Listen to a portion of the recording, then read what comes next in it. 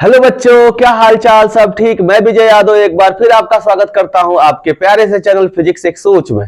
बच्चों, आज का हमारा टॉपिक है न्यूमेरिकल्स ऑन गॉसिस लॉ। बच्चों, गॉस लॉ पे जितने भी न्यूमेरिकल है उसको बहुत ही इजी वे में इस वीडियो के माध्यम से आपको बताया जाएगा। बच्चों, आपको एक एडवाइस है कि इस वीडियो को देखने से पहले इसके पिछले वाले वीडियो में मैंने बताया है Gauss's law, provement of Gauss's law and how to solve the numericals on Gauss's law. तो उसमें इन सारे टॉपिक्स के बारे में बताया गया है कि हम न्यूमेरिकल्स को कैसे सॉल्व करेंगे, वहां ट्रिक्स भी बताया गया है। तो बच्चों, पहले उस वीडियो को देख लें, फिर इस वीडियो पे आवे। मैंने डिस्क्रिप्शन बॉक्स में उस वीडियो का लिंक दे दिया है। तो चलिए बच्चों, इस वीडियो को स्टार्ट करते हैं। तो बच्चों, इसमें जो फिगर बेस्ड क्वेश्चन है, गॉसिस लॉ पे जो फिगर बेस्ड क्वेश्चन है वो 6 टाइप, अलग अलग टाइप के होते हैं। इसको यहाँ पे लिखा गया है। तो बच्चों, हम लोग फिगर बेस के अलावा और भी बहुत सारे क्वेश्चन पूछे जाते हैं। पहले वो इजी क्वेश्चंस क्या होते हैं, पहले 2-4 मिनट में पहले उन सारे क्वेश्चन को हम देख लेते हैं। बच्चों, इस पे सबसे पहला जो क्वेश्चन पूछा जाता है वो ये पूछा जाता है कुछ इस तरह से कि अगर कोई एक गॉसियन सरफेस है और उस गॉसियन सरफेस के अंदर कोई भी चार्ज क्यों रखा गया है, ठीक है। और मान लीजिए कि इस गॉसियन सरफेस से, आप जानते हैं गॉसियन लॉ के द्वारा कि अगर कोई चार्ज किसी गॉसियन सरफेस के अंदर रखा गया तो इससे पास होने वाला जो इलेक्ट्रिक फ्लक्स फाई ई होता है वो क्यू बाई एप्सिलॉन नॉट होता है। इसके अंदर जो भी चार्ज है बाई में एप्सिलॉन नॉट।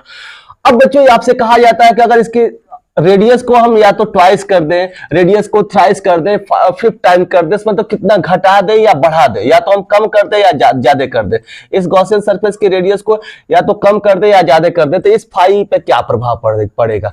तो बच्चों, there is no effect on this electric flux. इस इलेक्ट्रिक फ्लक्स पे कोई प्रभाव नहीं पड़ता है। रेडियस बढ़ाने घटाने से जितना रहेगा उतना ही रहेगा, उस पर कोई प्रभाव नहीं पड़ेगा। क्योंकि आप देख रहे हैं कि इस गॉसियस लॉ के द्वारा जो ये फाई ई आया है only depends on the charge पे डिपेंड करता है और मीडियम में डिपेंड करता है। अगर मीडियम अलग अलग होगा, ये स्पेस के लिए एप्सिलॉन नॉट है, अगर किसी मीडियम दूसरा मीडियम रहेगा तो वहां पे एप्सिलॉन हो जाएगा। तो ओनली इसके डायमेंशन पर नहीं ये डिपेंड कर रहा है, इसके कॉन्फ़िगरेशन पे, इस जो गॉसियन सरफेस है उसके कॉन्फ़िगरेशन पर नहीं डिपेंड कर रहा है, केवल इसके अंदर चार्ज पर डिपेंड कर रहा है। तो बच्चों, नो इफेक्ट होगा, क्योंकि आप कितना भी छोटा सरफेस ड्रॉ कर लीजिए, क्लोज सरफेस, या कितना भी बड़ा, उसके अंदर चार्ज तो क्यू ही है। तो क्यू की वजह से जो इलेक्ट्रिक फ्लक्स होगा वो क्यू बाई एप्सिलॉन नॉट ही होगा। तो अगर आपसे कोई क्वेश्चन पूछा जाए कि किसी गॉसियन सरफेस के अंदर क्यू चार्ज है, तो उससे पास होने वाला कोई electric flux phi E equal to Q by epsilon naught है, तो अगर उसका रेडियस बढ़ा दिया जाए या घटा दिया जाए तो कोई इफेक्ट नहीं पड़ने वाला है उसके इलेक्ट्रिक फ्लक्स पे, तो कोई इफेक्ट नहीं पड़ेगा। तो ये तो पहला एक ऐसा क्वेश्चन पूछा जाएगा बच्चों आपसे। अब देखिए, दूसरे टाइप का जो क्वेश्चन पूछा जाएगा वो कैसे पूछा जाएगा। एक क्वेश्चन ऐसे पूछा जाता है बच्चों कि कोई एक गॉसियन सरफेस है या क्लोज सरफेस है, क्लोज सरफेस ही गॉसियन सरफेस होता है। इसके अंदर अगर कोई डाइपोल रख दिया जाए, माइनस क्यू चार्ज और प्लस क्यू चार्ज, तो बताइए इस पूरे गॉसियन सरफेस से कितना इलेक्ट्रिक फ्लक्स पास करेगा। आपसे पूछा जाएगा कि अगर इसके अंदर कोई डाइपोल रख दिया जाए, तो डाइपोल रख दिया जाए तो अकॉर्डिंग टू गॉसियस लॉ हम जानते हैं बच्चों, फाई ई जो होता है वो किसके बराबर होता है? किसी भी गॉसियन सरफेस के अंदर net charge Q net upon epsilon not के बराबर होता है। इसके बारे में बताया गया, बहुत चर्चा किया गया है पिछले वीडियो में। तो आप देखिएगा क्यू नेट क्या होता है, यानी किसी भी गॉसियन सरफेस के अंदर जो भी चार्जेज है उनका एल्जेब्रिक सम ही क्यू नेट कहलाता है। तो अगर इसका एल्जेब्रिक सम किया जाएगा बच्चों, minus Q plus Q upon में एप्सिलॉन नॉट हो जाएगा। तो आप इन दोनों को जोड़ेंगे तो क्या हो जाएगा, एक दूसरे से कट जाएंगे, 0 अपॉन में एप्सिलॉन नॉट। तो अगर 0 से डिवाइड करेंगे तो इससे 0 इलेक्ट्रिक फ्लक्स पास करेगा। तो ये दूसरा क्वेश्चन इस टाइप से पूछा जाता है कि डाइपोल रख दिया जाए या बहुत सारे चार्जेज इसमें रख दिए जाएंगे, तो इस क्यू नेट के स्थान पर सारे चार्जेज का सम लिख दीजिएगा, और अगर ये स्पेस में रखा गया है तो नीचे एप्सिलॉन नॉट जो भी वैल्यू आएगी आप उसको क्या कर सकते हैं, पुट कर सकते हैं। तो ये क्वेश्चन नीट में भी पूछा गया है और आपके बोर्ड से भी पूछा गया है। आप इसको ध्यान से जरूर समझ लीजिएगा कि अगर डाइपोल रखते हैं तो कितना इलेक्ट्रिक फ्लक्स पास होगा इस गॉसियन सरफेस से। तो दूसरे टाइप का क्वेश्चन इस तरह से पूछा गया। दूसरा क्वेश्चन, सपोज कीजिए एक और क्वेश्चन पूछा जाता है। अभी मैं इन सारे क्वेश्चंस को बताऊंगा बच्चों, पहले ये जो नॉर्मल क्वेश्चंस है इसको हम पहले समझ लेते हैं। एक क्वेश्चन ऐसे पूछा जाता है बच्चों कि अगर कोई यहां पे क्लोज सरफेस है, क्लोज सरफेस में तो आप समझ लीजिए केवल मैं स्फीयर ले रहा हूं, आप स्फीयर कोई भी ले सकते हैं, या आप क्यूब ले सकते हैं, क्यूबॉइड ले सकते हैं, कोई इरेगुलर सरफेस ले सकते हैं, उससे कोई मतलब नहीं है। इरेगुलर सरफेस ऐसा भी ले सकते हैं, लेकिन क्लोज होना चाहिए, चारों ओर से ढका हुआ होना चाहिए। तो आप इसमें कंफ्यूज होने की बात नहीं है कि केवल हम स्फीयर ही लेंगे। तो अगर बच्चों कहा जाए कि किसी भी इन सब में से किसी भी क्लोज फिगर्स के बाहर अगर कोई हम चार्ज क्यू रख दें तो इससे कितना इलेक्ट्रिक फ्लक्स पास होगा? बच्चों जब इसके अंदर चार्ज क्यू है तभी इससे जो इलेक्ट्रिक फ्लक्स पास हो रहा है वो क्यू बाई एप्सिलॉन नॉट है। अगर इस चार्ज को यहां ना रखकर इसके बाहर रख दें तो इसके अंदर चार्ज कोई रहेगा ही नहीं, Q इक्वल्स टू 0 हो जाएगा। तो इस केस में जब अंदर चार्ज है ही नहीं है तो इससे कितना इलेक्ट्रिक फ्लक्स पास करेगा? जब ये चार्ज इसके बाहर है तो इससे जो इलेक्ट्रिक फ्लक्स पास करेगा वो 0 पास करेगा, क्योंकि इसके अंदर कोई चार्ज नहीं है। यहां पे 0 रखेंगे और इसकी वैल्यू यहां से क्या आ जाएगी? 0 आ जाएगी। आप सोच रहे होंगे बच्चों इलेक्ट्रिक फील्ड लाइंस इससे जाएंगे ही, तो जितनी भी इलेक्ट्रिक फील्ड लाइंस इसमें एंटर होगी बच्चों उतना इससे आउट भी हो जाएगी। तो जितनी मान लीजिए जितना यहाँ पॉजिटिव इलेक्ट्रिक फ्लक्स इससे बाहर निकलेगा उतना यहाँ पर नेगेटिव मिलेगा, दोनों को सब करेंगे तो 0 होना ही है। तो किसी भी तरह से इसमें इलेक्ट्रिक फ्लक्स 0 होगा। तो बच्चों अब हम फोर्थ टाइप का क्वेश्चन सॉल्व करेंगे, चौथा क्वेश्चन सॉल्व करेंगे। अब इसमें कैसा क्वेश्चन पूछ दिया जाता है बच्चों, अगर मान लीजिए कि कोई गॉसियन सरफेस है या कोई क्लोज फिगर है, कोई भी मान लीजिए कि ये आपका स्फीयर हो जाए या मान लीजिए कि क्यूब हो जाए, या सपोज कीजिए कि कोई सिलेंडर हो जाए, कोई सिलेंडर हो जाए, या मान लीजिए कोई भी इरेगुलर सरफेस हो जाए, कोई भी। अगर इससे बाहर से मान लीजिए कि एक यूनिफॉर्म इलेक्ट्रिक फील्ड इधर से इससे क्रॉस हो रहा है, यूनिफॉर्म इलेक्ट्रिक फील्ड, ये क्या होना चाहिए? यूनिफॉर्म होना चाहिए। ये वेरिएबल नहीं होना चाहिए, यूनिफॉर्म होना चाहिए, ठीक है, नॉन यूनिफॉर्म नहीं होना चाहिए, यूनिफॉर्म होना चाहिए। कहने का मतलब कि E इक्वल्स टू इस तरह से हो 2 न्यूटन या 2I, इस तरह से मान लीजिए एक्स एक्सिस है तो 2I न्यूटन पर कूलम, इस तरह से कुछ दिया गया हो, या यहां पर भी इस तरह से कोई न्यूमेरिकल वैल्यू दे दिया जाए E इक्वल्स टू 5I दिया हो, इस तरह से 5I न्यूटन पर कूलम दिया गया हो। क्या दिया गया हो? 5I Newton per coulomb. Electric field की वैल्यू फिक्स कर दी गई हो, ऐसे दिया गया हो, इस तरह से ना दिया गया हो, 5x के फॉर्म में ना दिया गया xi। अब जैसे x मतलब कि डिस्टेंस है, x एक्सिस के डायरेक्शन में ये वेरी करने लगेगा, तो इसमें और इसमें ये अंतर है कि ये यूनिफॉर्म होगा, ये यूनिफॉर्म नहीं होगा। अगर इस तरह से इलेक्ट्रिक फील्ड कोई दिया जाए बच्चों, चाहे इससे भी ऐसे पास हो या इससे भी ऐसे पास हो, कैसे भी पास हो, अगर ये यूनिफॉर्म इलेक्ट्रिक फील्ड कुछ इस तरह से वैल्यू दिया गया है, तो किसी भी गॉसियन सरफेस अगर यूनिफॉर्म इलेक्ट्रिक फील्ड पास हो रहा है बच्चों ना, तो इस ट्रिक को याद रखें कि इसके अंदर से जो इलेक्ट्रिक फ्लक्स फाई ई पास होगा, जो फाई ई पास होगा इसके अंदर से, वो 0 होगा। सारे केसेस में जो इलेक्ट्रिक फ्लक्स की वैल्यू होगी वो कितनी हो जाएगी? फाई ई की वैल्यू 0 हो जाएगी। तो इस तरह से सारे केसेस में फाई की वैल्यू 0 हो जाती है बच्चों, क्योंकि आप एक फेस पे मान लीजिए कि यहां पे आप ले लीजिए इस वाले क्वेश्चन को ले लीजिए, यहां से इलेक्ट्रिक फील्ड, अभी ऐसा क्वेश्चन मैं बताऊंगा जस्ट इसके, जब इस तरह से मैं बताऊंगा इस क्यूब वाला क्वेश्चन को तो वहां पे समझा दूंगा, लेकिन यहां पर भी आप समझ लीजिए कि अगर यहां से सपोज कीजिए कि ये इलेक्ट्रिक फील्ड ई पास हो रहा है और यहां पे देखिए आपके एरिया वेक्टर का डायरेक्शन इधर की तरफ ही है, तो अगर यहां पे हम फ्लक्स देखें तो फाई इक्वल टू क्या हो जाएगा? ई ए, और यहां पे देखिए जिधर की तरफ एरिया है उधर की तरफ इलेक्ट्रिक फील्ड है, तो cos 0 हो जाएगा। तो cos 0 का वैल्यू 1 होता है, तो यहां से ई ए इलेक्ट्रिक फ्लक्स पास करेगा इस वाले सरफेस से। और यहां पे देखिए बच्चों तो इलेक्ट्रिक फील्ड तो इधर की तरफ ही होगा, लेकिन यहां पे एरिया का डायरेक्शन इसके अपोजिट डायरेक्शन में हो जाएगा, एरिया इधर की तरफ। तो अगर यहां से हम फाई निकालें तो क्या हो जाएगा? ई ए cos, इन दोनों के बीच का एंगल 180। अगर यहां पे देखा जाए तो cos 180 की वैल्यू -1 होता है, तो ई ए हो जाएगा। अगर इन दोनों को जोड़ा जाए, इस ई ए को और इस ई ए को, तो इससे कितना पास होगा? 0 हो जाएगा इलेक्ट्रिक फ्लक्स बच्चों। अब आप सोच रहे होंगे कि केवल इस फेस से निकाला गया, इस फेस से निकाला गया, ऊपर वाले, पीछे वाले, बाएं वाले, दाएं वाले से क्यों नहीं निकाला गया? तो इन सारे केसेस में अगर मान लीजिए बच्चों यहां पर हम एरिया वेक्टर लें तो एरिया का डायरेक्शन ऊपर की तरफ और इलेक्ट्रिक फील्ड, ये सारी इलेक्ट्रिक फील्ड लाइंस इधर की तरफ गुजर रही है, तो यहां से भी जो इलेक्ट्रिक फील्ड गुजरेगा वो इधर की तरफ गुजरेगा, तो यहां पे E और A के बीच का एंगल कितना हो जाएगा? 90 डिग्री। और यहां से जब हम फ्लक्स निकालेंगे तो फाई इक्वल टू आप जानते हैं ई ए कॉस थीटा होता है, तो यहाँ थीटा कितना हो जाएगा, 90 हो जाएगा। तो इस केस में ऑलरेडी जीरो हो जाएगा। तो जैसे ऊपर से जीरो हो गया, वैसे नीचे वाले सरफेस से जीरो हो जाएगा, वैसे इधर वाले सरफेस से, इस सामने वाले सरफेस से जीरो हो जाएगा, वैसे ही पीछे वाले सरफेस से जीरो हो जाएगा। तो ये जो चार सरफेसेस होंगे, इससे तो ऑलरेडी जीरो होना है, और ये दो सरफेसेस बचा, तो इधर से ये हो जाएगा, इधर से माइनस ये हो जाएगा, तो यहाँ पे जीरो हो जाना है। मतलब इन सारे केसेस में अगर कोई भी आपका गॉसियन सरफेस है और इन सारे केसेस में अगर कोई electric field, uniform electric field इनसे पास हो रहा है, तो उन सबसे जो आपका पास होगा इलेक्ट्रिक फ्लक्स वो जीरो हो जाएगा। इस बात को आपको ध्यान में रखना है। तो बच्चों, ये था कुछ इंपॉर्टेंट पॉइंट्स जिनके आधार पर सामान्य क्वेश्चन, ऑब्जेक्टिव क्वेश्चन पूछ दिए जाते हैं। तो इन सारे पॉइंट्स को अगर ध्यान में रखते हैं तो कोई भी ऑब्जेक्टिव क्वेश्चन इस तरह से पूछा जा सकता है। अब थोड़ा सा आपको सॉल्व करने वाला क्वेश्चन ऐसे पूछा जा सकता है, तो इसको कैसे सॉल्व करेंगे बच्चों? ये तो डिफरेंट टाइप के पहले क्वेश्चन थे, अब हम इन क्वेश्चन पे चलते हैं। तो चलिए इसमें से सबसे पहले क्वेश्चन को हम सॉल्व करते हैं। इन क्वेश्चन से सबसे पहले क्वेश्चन से को सॉल्व करते हैं, और सबसे पहला क्वेश्चन क्या कह रहा है आपसे, देखिए, calculate the electric flux passes through the square ABCD given in figure. ये एक स्क्वायर हमारा ABCD है, और तो इस स्क्वायर से पास होने वाला इलेक्ट्रिक फ्लक्स इस क्वेश्चन में हमें क्या करना है, फाइंड आउट करना है। तो चलिए हम देखते हैं बच्चों, यहां पे ऐसे एक स्क्वायर दिया गया है, इस स्क्वायर से 5 सेंटीमीटर ऊपर या कुछ डिस्टेंस ऊपर 5 कूलम का चार्ज दिया गया है। सपोज कीजिए कि 10 सेंटीमीटर का है, तो ये 5 सेंटीमीटर है, क्वेश्चन में दिया रहेगा ये 5 सेंटीमीटर ऊपर है। ये एनसीईआरटी का एक क्वेश्चन है बच्चों, इसको ध्यान से देखिएगा, और कई बार ये बोर्ड में पूछा गया है। 2018 में ये पूछा गया था, और 2019 में भी पूछा गया था इस क्वेश्चन को, और 5 नंबर में पूछा गया था, ध्यान से देखिएगा। तो ये कह रहा है कि ये 5 कूलम का चार्ज है, और इस चार्ज की वजह से इस जो हमारा ये स्क्वायर है ABCD, इससे कितना इलेक्ट्रिक फ्लक्स पास करेगा।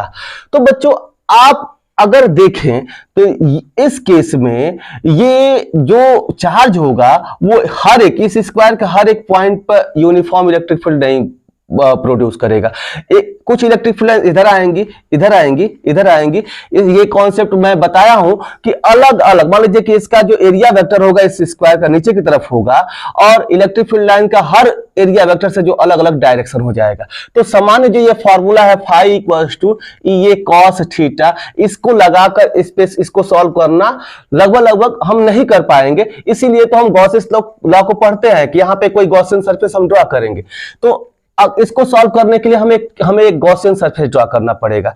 ये जो 10 सेंटीमीटर साइड का जो क्यूब है, अब जो जैसा जिस फिगर के से हमें निकालना होता है इलेक्ट्रिक फ्लक्स, बच्चों वैसे ही उसी तरह के फिगर से ये जो चार्ज दिया गया होता है उसको हम क्या करते हैं, कवर करते हैं। तो बच्चों, अगर इस चार्ज को कवर करना है तो मान लीजिए कि ये हमारा एक सरफेस है, और इसके ऊपर ये 5 सेंटीमीटर पे ये चार्ज है। तो इसको कवर करने के लिए तो जैसा नीचे सरफेस है वैसा इधर भी, सामने भी, इस सामने भी, और ऊपर से भी इसको हम क्या कर देंगे, ढक देंगे। तो ये तो एक स्क्वायर है ही है, और इसको ढकने के लिए 5 स्क्वायर की आवश्यकता पड़ेगी। वो कैसे बच्चों? एक स्क्वायर यहां से, अब देख लीजिए, एक स्क्वायर यहां से कुछ ऐसे,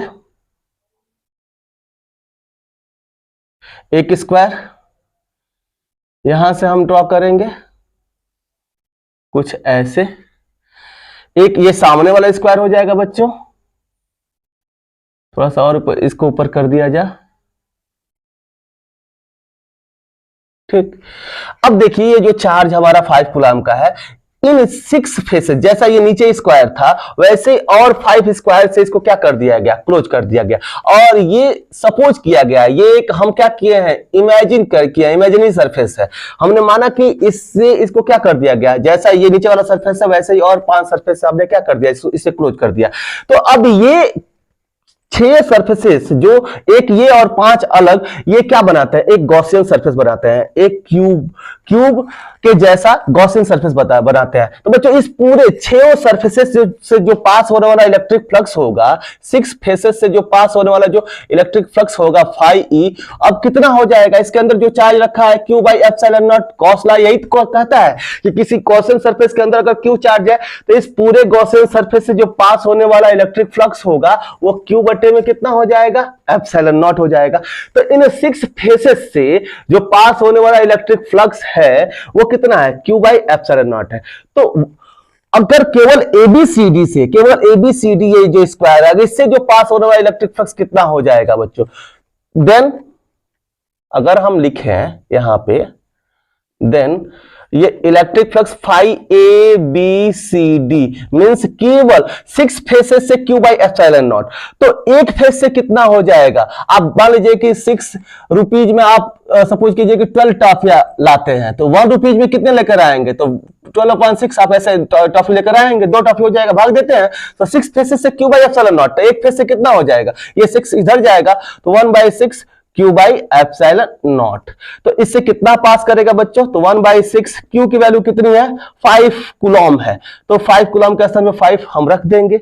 अब यहां एप्सिलॉन नॉट की वैल्यू कितनी होती है, इन डिस्टेंसेस से कोई मतलब नहीं बच्चों, इस फॉर्मूले में डिस्टेंस आया ही नहीं है। एप्सिलॉन नॉट की वैल्यू हम रख देंगे 8.85 into 10⁻⁻12 coulomb square newton metre square per newton metre square होता है। तो आप जानते हैं इसको, हम इसकी वैल्यू यहां पे पुट कर दिया। अब इसको क्या करना है, सिंपली सॉल्व कर देना है बच्चों। तो इसको सॉल्व करेंगे तो कैसे सॉल्व करेंगे, ये 5 आप सॉल्व कर सकते हैं, 10⁻⁻12 नीचे है तो ऊपर जाएगा तो 10⁻+12 हो जाएगा, और अपान में 6 5 जा 30, 6 8 जा 48, 51 हो जाएगा, और 6 8 जा 48 और 5 53 हो जाएगा, 53.1।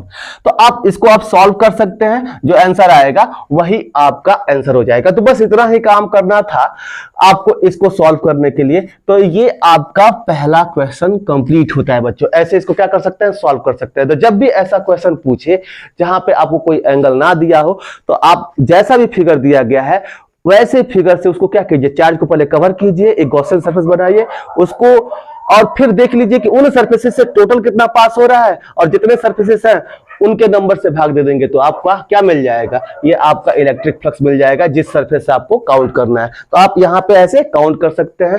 तो आप क्वेश्चन को बहुत आसानी से समझ रहे होंगे बच्चों। अगर आपको क्वेश्चन समझ में आ रहा है तो अभी से भी वीडियो को लाइक कर दीजिए, और जो लोग चैनल पर नए हैं वो चैनल को सब्सक्राइब कर लें, क्योंकि मैं पूरे साल इस क्लास 12 का फिजिक्स ऐसे लाने वाला हूं, हर एक टॉपिक से संबंधित मैं न्यूमेरिकल्स बता रहा हूं, कॉन्सेप्ट बता रहा हूं। तो आप चैनल को सब्सक्राइब कर लें। चलिए बच्चों हम दूसरा क्वेश्चन देखते हैं। तो दूसरे क्वेश्चन में क्या पूछ रहा है बच्चों, यहां पे एक क्यूब है, यहां पे एक क्यूब है। इस क्यूब से आपको यह इस क्वेश्चन में दिया गया है कि यहां पे देखिए, अभी मैं आपको बताया कि अगर यूनिफॉर्म इलेक्ट्रिक फील्ड है तो किसी भी, अगर ये आपका गॉसियन सरफेस है तो पास होने वाला जो इलेक्ट्रिक फ्लक्स होता है यूनिफॉर्म इलेक्ट्रिक फील्ड की वजह से वो क्या हो जाता है, 0 हो जाता है। लेकिन आप यहां पे देखिए तो इलेक्ट्रिक फील्ड जो दिया गया है 300xi दिया गया है, यानी कि ये x के रूप में दिया गया है, ये, और x क्या है, वेरिएबल है। जब x वेरिएबल है, जैसे जैसे डिस्टेंस हम आगे बढ़ेंगे वैसे वैसे इलेक्ट्रिक फील्ड की वैल्यू भी क्या होती रहेगी, वेरी होती रहेगी। तो यहां पे इस सरफेस से इलेक्ट्रिक फ्लक्स 0 नहीं होने वाला है। तो चलिए इसको सॉल्व करते हैं, देखते हैं क्या होने वाला है। तो आप देखिए बच्चों, यहां पे आपको ये फिगर में क्या दिया गया है, एक यहां पे क्यूब दिया गया है,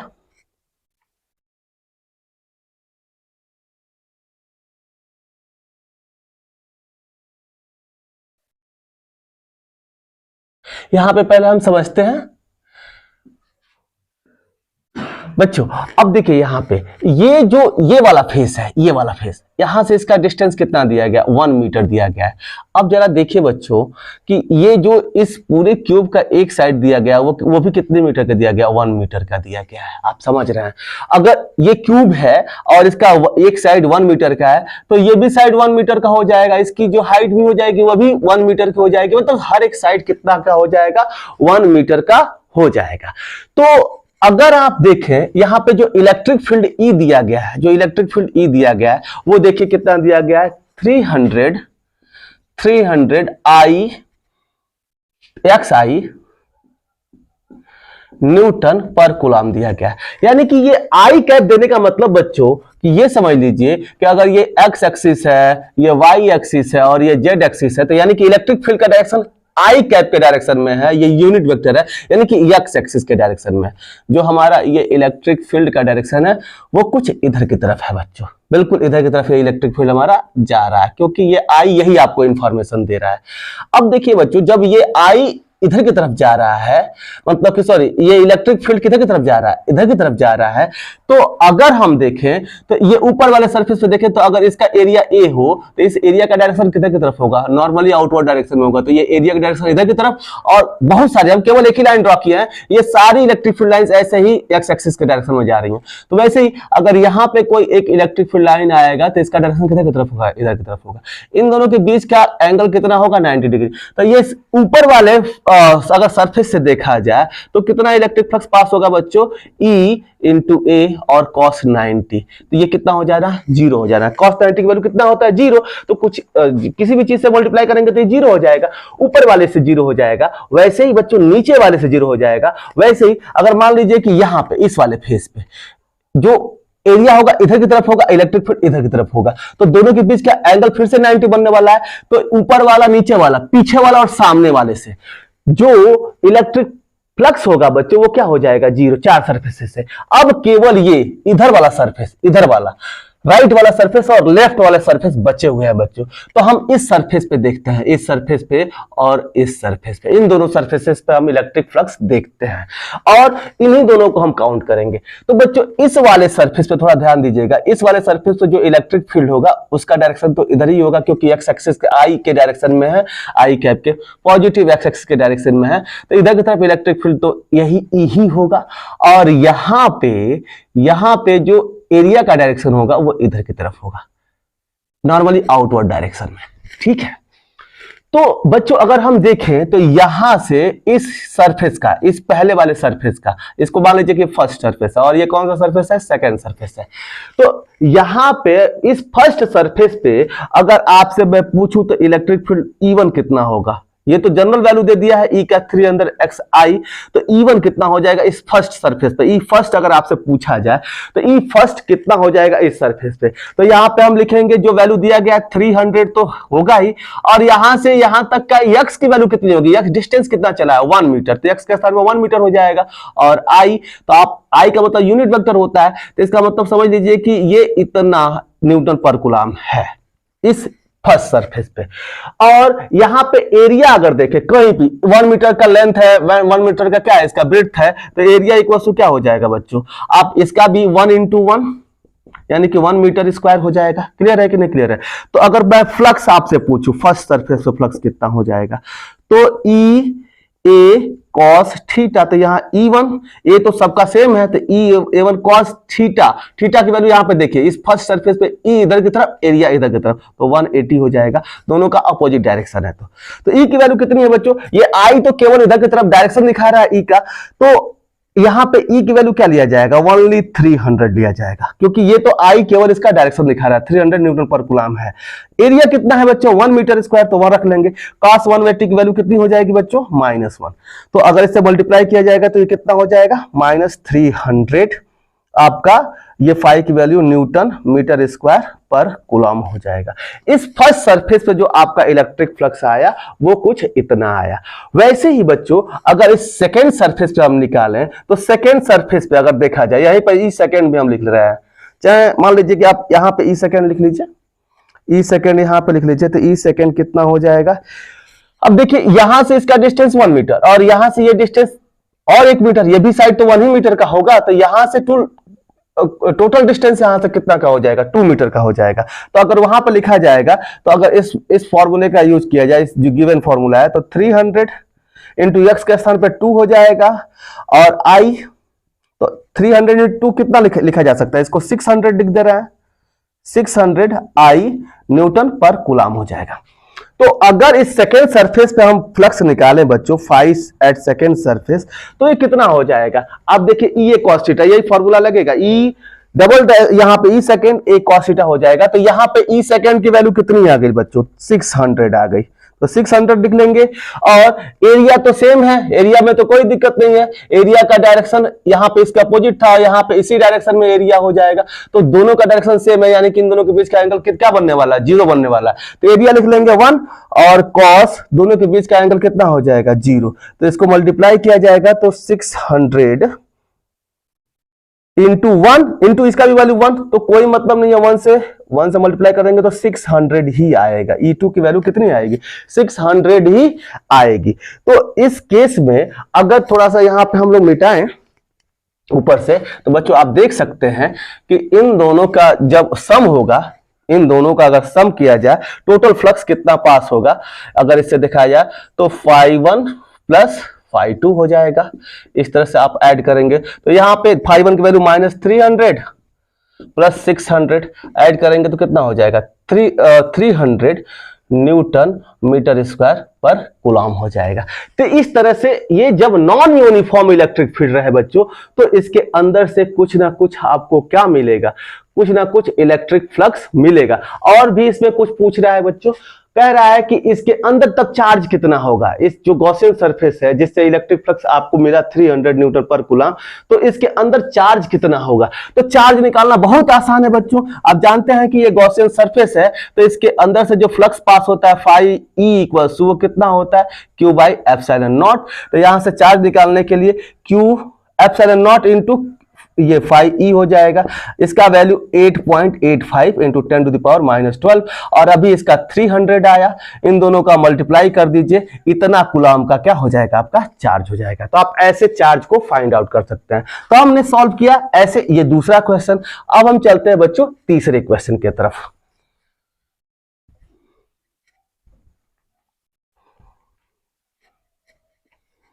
आप लोगों को समझ में आ रहा होगा। चलिए अब तीसरा क्वेश्चन हम सॉल्व कर लेते हैं। तीसरे क्वेश्चन को कैसे सॉल्व करेंगे? देखिए बच्चों, ये क्वेश्चन तो बहुत बहुत इंपॉर्टेंट है। इसको सीबीएसई बोर्ड के द्वारा 2000 से 2020 के पहले तक कम से कम कई बार पूछा गया है। कम से कम 5 से 7 बार तो पूछा ही गया है। आप इस क्वेश्चन को, ये जो सर्कल में दिया गया है, एक्चुअली ये स्फीयर है, सर्कल जैसा बना हुआ, लेकिन ये स्फीयर है। ये एक छोटा सा स्फीयर है जिसके अंदर क्यू चार्ज है, एक बड़ा स्फीयर है और इसके अंदर ये चार्ज और ये चार्ज तो रहेगा ही, आप देख ही रहे हैं। तो इस क्वेश्चन में क्या कह रहा है? इन गिवन फिगर, इसको ध्यान से समझिएगा, बहुत बार पूछा गया, वेरी वेरी इंपॉर्टेंट।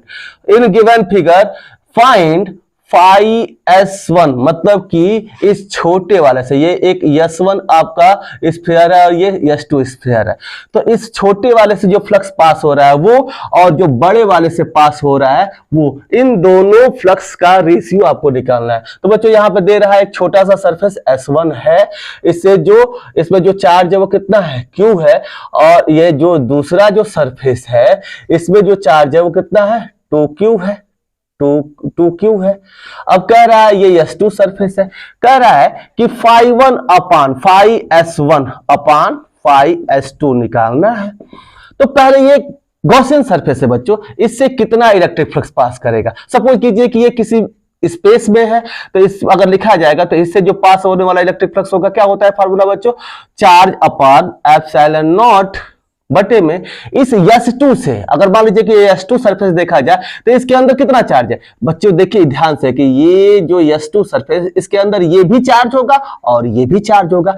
तो अगर इसके अंदर का चार्ज देखना है, क्यू नेट देखना है, तो इसको और इसको क्या करना पड़ेगा? ऐड करना पड़ेगा। तो फाई S2 लिखेंगे तो हमें क्या करना पड़ेगा? ये Q तो रहेगा ही, प्लस में ये भी 2Q आ जाएगा और अपान में एप्सिलॉन नॉट आ जाएगा। इस एप्सिलॉन नॉट से ये एप्सिलॉन नॉट कट जाएगा। अब बच्चों ये देखिए Q अपान में कितना हो जाएगा? ये Q प्लस 2Q 3Q हो जाएगा। Q से Q कैंसिल हो गया तो 1/3। तो इन दोनों का जो रेशियो हो जाएगा वो क्या हो जाएगा? 1:3 हो जाएगा। आपने ऐसे इसको सॉल्व कर लिया। तो इसमें जो पहला क्वेश्चन पूछ रहा है इसको तो आपने सॉल्व कर लिया। अब बच्चों इसमें डाई इलेक्ट्रिक का कॉन्सेप्ट लेकर आ रहा है। आपको बताया गया था कि जो ये डाई इलेक्ट्रिक कांस्टेंट होता है वो रिलेटिव परमिटिविटी के बराबर होता है। जब कूलॉम्स लॉ पढ़ाया था मैं, तो वही बताया था कि जो रिलेटिव परमिटिविटी होती है किसी मीडियम की, वही उस मीडियम का क्या होता है? डाइलेक्ट्रिक कांस्टेंट भी होता है। तो चलिए हम देख लेते हैं कि इस दूसरे क्वेश्चन को कैसे सॉल्व करेंगे। इसमें ये पहला क्वेश्चन तो हो ही गया, तीसरा का पहला। अब दूसरा ये कह रहा है बच्चों कि इलेक्ट्रिक फ्लक्स थ्रू S1, इस S1 से जो पहला वाला सरफेस है इससे कितना फ्लक्स पास करेगा इफ अ डाइलेक्ट्रिक की, जिसका डाइलेक्ट्रिक कांस्टेंट K है, प्लेस इनसाइड, अगर इस इसके अंदर का जो मीडियम है वो अब स्पेस से बदलकर क्या कर दिया जाए, एक ऐसा मीडियम रख दिया जाए जिसका डाइलेक्ट्रिक कांस्टेंट कितना है, के है। तो बच्चों आपको बताया गया था कि ये जो डाइलेक्ट्रिक कांस्टेंट के होता है वो बराबर होता है किसके, एप्सिलॉन अपॉन एप्सिलॉन नॉट के।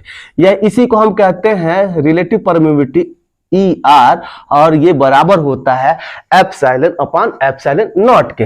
तो अभी हमें इससे कोई मतलब नहीं है, अभी हम इसको लिखेंगे K equals to epsilon upon epsilon naught.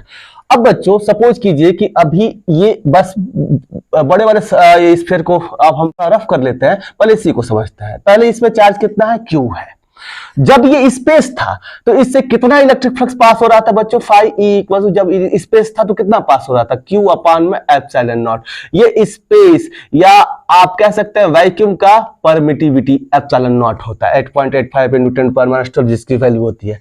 अब बच्चों अगर इस किसी भी चार्ज को किसी मीडियम में रख दिया जाए तो मीडियम का ये नहीं होता है, किसी भी मीडियम का जो परमिटिविटी होती है वो एप्सिलॉन होती है। तो मान लो कि जब इसमें रख दिया जाए तो के, जिसका के ये रिलेटिव परमिटिविटी है या हम कह सकते हैं डाइलेक्ट्रिक कांस्टेंट है, तो इस मीडियम को इसमें भर दिया जाए तो इसका ये परमिटिविटी कितना हो जाएगा, यहां से अगर देखें तो इसका परमिटिविटी कितना हो जाएगा, एप्सिलॉन इक्वल्स टू, इस एप्सिलॉन से मल्टीप्लाई हो जाएगा, एप्सिलॉन नॉट इनटू के हो जाएगा।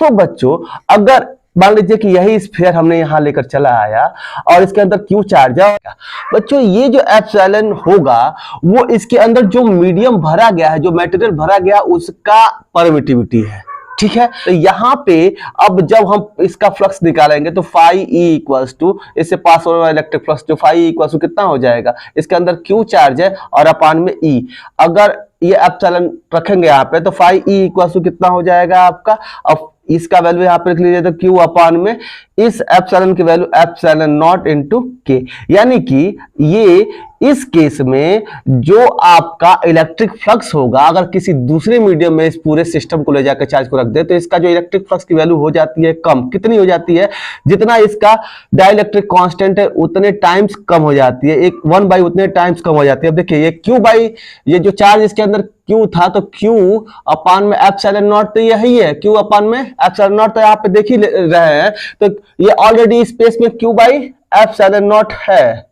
लेकिन जब इसको मीडियम ऐसे मीडियम लाएगा जिसका डाइलेक्ट्रिक कांस्टेंट के है तो ये 1 बाई के Q बाई एप्सिलॉन नॉट हो गया। तो आपने देखा ये दूसरे क्वेश्चन में जब आप देखेंगे तो इससे पास होने वाला जो इलेक्ट्रिक फ्लक्स होगा वो इतना हो जाएगा। अब थर्ड क्वेश्चन क्या कह रहा है बच्चों, थर्ड क्वेश्चन इसमें थर्ड जो क्वेश्चन कह रहा है बच्चों, ये कह रहा है कि अगर जो ये S1 है, मतलब कि ये S1 स्फीयर है, S1 से पास होने वाला ये इलेक्ट्रिक फ्लक्स कितना होगा अगर इस या जो इन दोनों के बीच का रीजन है, ये स्पेस जो इन दोनों के बीच का है, ये जो थर्ड क्वेश्चन में कह रहा है कि इन दोनों के बीच का जो ये स्पेस है इसको किसी ऐसे मटेरियल से इसको फिल कर दिया जाए जिसका डाइलेक्ट्रिक कांस्टेंट के है, तो अब इससे कितना पास करेगा बच्चों। जब इसको इस बाहर का मीडियम कुछ भी है उससे कोई मतलब नहीं है, इसमें कोई ऐसा मीडियम नहीं होना चाहिए स्पेस के अलावा, अगर कोई मीडियम है तो उसका डाइलेक्ट्रिक कांस्टेंट हमें क्या करना होगा, लिखना पड़ेगा। लेकिन ये कह रहा है कि बाहरी मीडियम को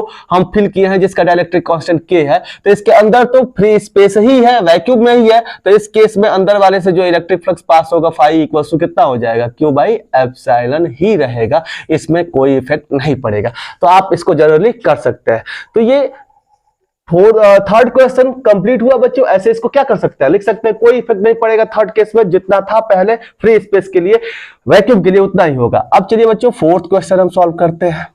फोर्थ क्वेश्चन को कैसे सॉल्व करेंगे बच्चों, अब यहां पे देखिए ये एक हेमीस्फीयर दिया गया है बच्चों, ये कहा जा रहा है हेमीस्फीयर कि ये जो चार्ज है इसके टॉप पे है, कहां पे है, टॉप पे। अगर इसके अंदर होता चार्ज बच्चों, कह रहा है कि if the charge is place on the top of the hemisphere, top पे रखा गया है, find the electric flux pass through it, इसके अंदर से कितना इलेक्ट्रिक फ्लक्स पास करेगा इसको आपको फाइंड करना है। अगर इसके अंदर होता तो कोई दिक्कत नहीं होता, ये गॉसियन सरफेस हो जाता और इससे पास होने वाला इलेक्ट्रिक फ्लक्स कितना हो जाता, आपका Q बाई एप्सिलॉन नॉट हो जाता। बट ऐसा कंडीशन नहीं है यहाँ पे ये टॉप पे है, तो टॉप पे है बच्चों तो क्या करना पड़ेगा, एक ऐसा ही हमें गॉसियन सरफेस कंसीडर करना पड़ेगा। अब देखिए जैसे नीचे सरफेस है वैसे ही एक हम हेमीस्फीयर ऊपर से बना दे। अब देखिए इन दो हेमीस्फीयर से, टू हेमीस्फीयर से जो अब यहाँ पे फ्लक्स पास करेगा, अब ये कंप्लीट एक गॉसियन सरफेस बन गया जिसके अंदर ये क्यू चार्ज आ गया। तो अब इन दोनों हेमीस्फीयर से ये जो पास करेगा इलेक्ट्रिक फ्लक्स वो कितना होगा, क्यू बाई एप्सिलॉन नॉट। तो केवल और केवल आपको एक हेमीस्फीयर से निकालना है, नीचे वाले से निकालना है। तो अब आपका इलेक्ट्रिक फ्लक्स जो रिक्वायर्ड जो निकालना है आपको वो कितना हो जाएगा, रिक्वायर्ड इलेक्ट्रिक फ्लक्स आपका कितना हो जाएगा, अगर आप निकालना चाहें तो रिक्वायर्ड हो जाएगा 2 से क्यू बाई एप्सिलॉन नॉट, तो 1 से कितना हो जाएगा 1/2 क्यू बाई एप्सिलॉन नॉट। तो आप ये आपका क्या हो जाएगा, आंसर हो जाएगा। आप ऐसे इसको सॉल्व कर सकते हैं। ऐसे बस यही क्वेश्चन ही सॉल्व कर सकते हैं बच्चों, इसको पिछले वाले वीडियो में बताया गया है। ऐसे ही बहुत सारे फिगर्स है। मान लीजिए कि आपके अगर कोई ये आपका सिलेंडर है और इसके टॉप पे क्यू चार्ज रखा गया हो, तब इस सिलेंडर से कितना पास करेगा। तो जैसे यहां ऊपर एक हेमिस्फीयर बना है वैसे यहां पे क्या बना लेंगे, ऊपर सिलेंडर बना लेंगे और इन दोनों से Q by epsilon not pass करेगा तो केवल एक से कितना होगा, 1/एप्सिलॉन नॉट हो जाएगा। अगर मान लीजिए कि इसी तरह से आपका क्या दिया गया हो, इस तरह से एक आपका क्यूब दिया गया हो, इसके ऊपर का कोई एक मान लीजिए टॉप पे कोई क्यू चार्ज दे दिया गया है, तो इसको फिर से एक ऊपर से एक क्यूब बना के इसको क्या कर देंगे, ढक देंगे। तो केवल नीचे वाले क्यूब से कितना पास करेगा, 1/2 क्यू बाई एप्सिलॉन नॉट हो जाएगा। तो हम ऐसे इसको सॉल्व कर सकते हैं बच्चों। तो ये था 4th क्वेश्चन। अब हम चलते हैं 5th क्वेश्चन की तरफ बच्चों, 5वें क्वेश्चन की तरफ। बच्चों अब हम 5th क्वेश्चन सॉल्व करेंगे।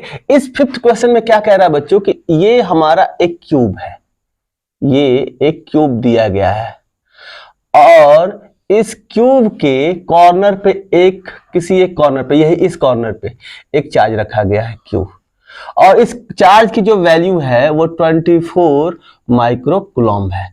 अब कह रहा है इस चार्ज की वजह से इस क्यूब से कितना इलेक्ट्रिक फ्लक्स पास करेगा।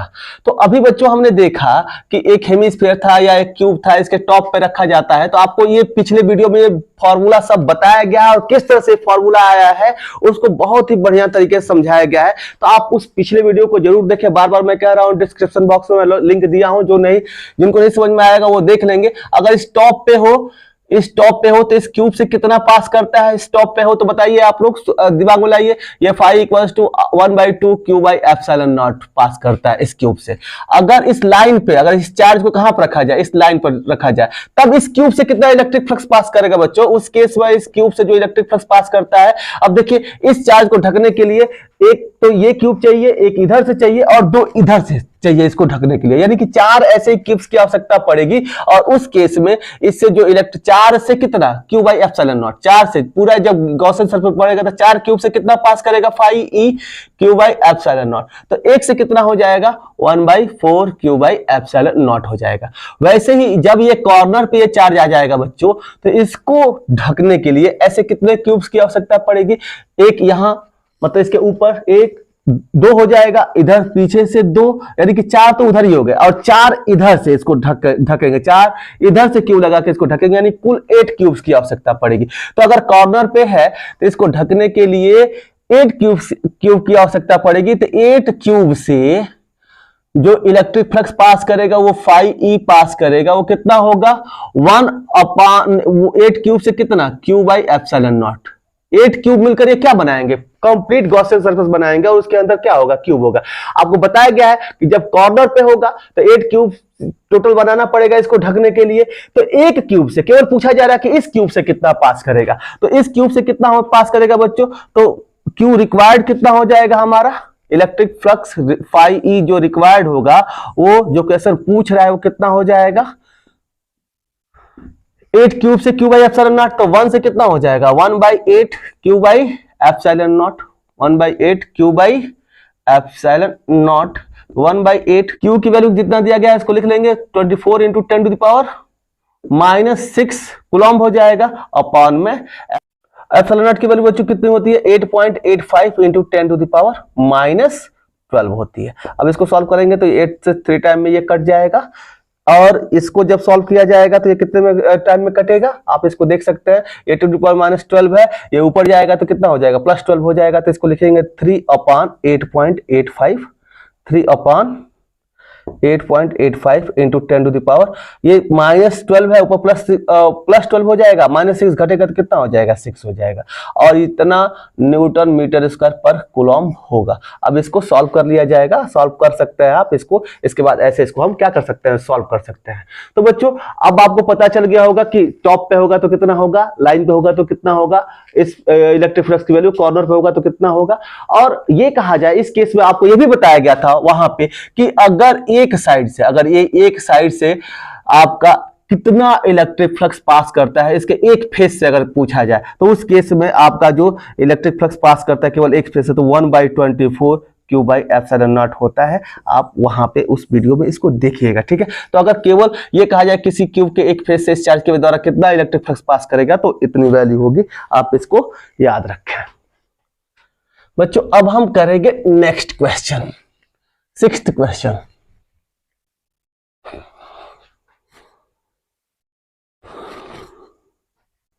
बच्चों अब हम 6 क्वेश्चन सॉल्व करेंगे। 6 क्वेश्चन में क्या कह रहा है बच्चों, ये एक हमारा कोऑर्डिनेट सिस्टम है, ये एक्स एक्सिस है और ये वाई एक्सिस है, और यहां पे एक सिलेंडर दिया गया है, और ये सिलेंडर कहा जा रहा है बच्चों कि इसका जो सेंटर है वो ओरिजिन पे है, इस सिलेंडर का जो सेंटर है वो ओरिजिन पे है, और ये कहा जा रहा है यहां से इधर की तरफ ये एक्स एक्सिस का नेगेटिव साइड होता है, -x इधर की तरफ होता है और इधर की तरफ +x होता है।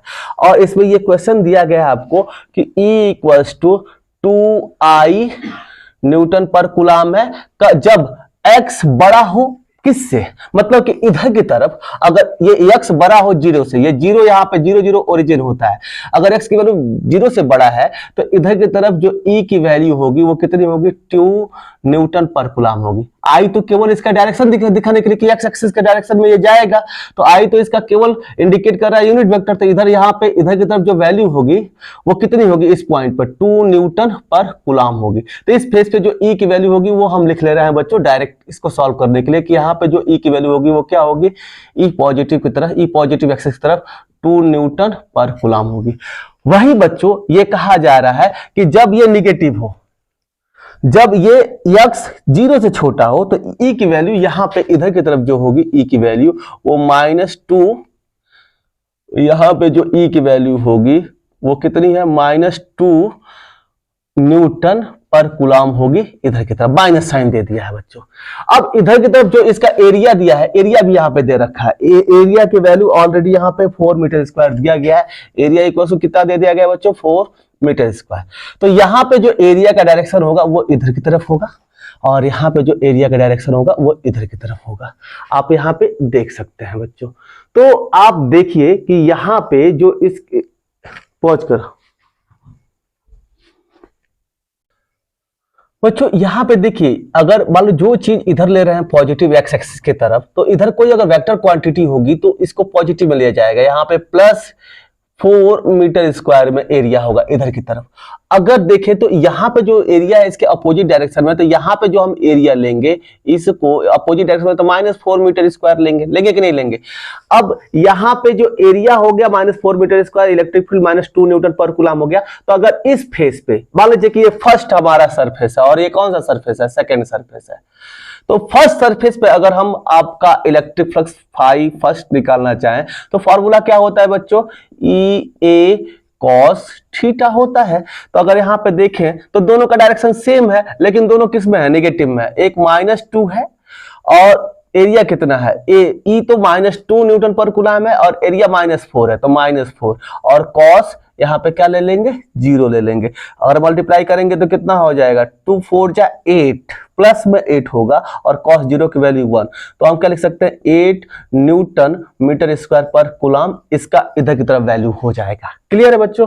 अब 5 सेकेंड जो होगा जब हम यहाँ निकालेंगे तो यहाँ पर भी वही फॉर्मूला EA cos थीटा की वैल्यू लिया जाएगा, तो E की वैल्यू यहाँ पर भी 2 न्यूटन है और यहाँ पे A की वैल्यू 4 और cos यहाँ पर भी 0 हो जाएगा, तो प्लस में ऑलरेडी होगा